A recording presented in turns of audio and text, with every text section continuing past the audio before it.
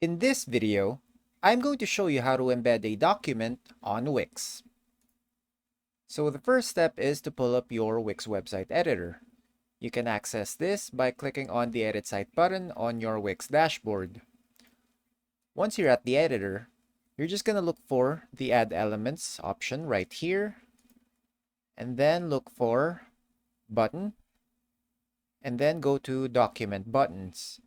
So in here, you can choose either a Word document, an Excel file, a PowerPoint, PDF, ODT, or an attachment. So whatever document it is that you're going to upload to your website, just choose the button accordingly.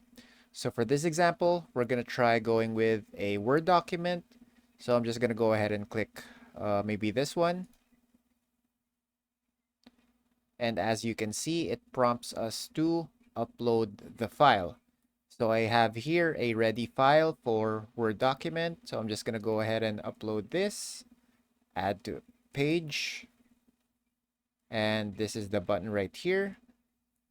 I'm just going to reposition this over here.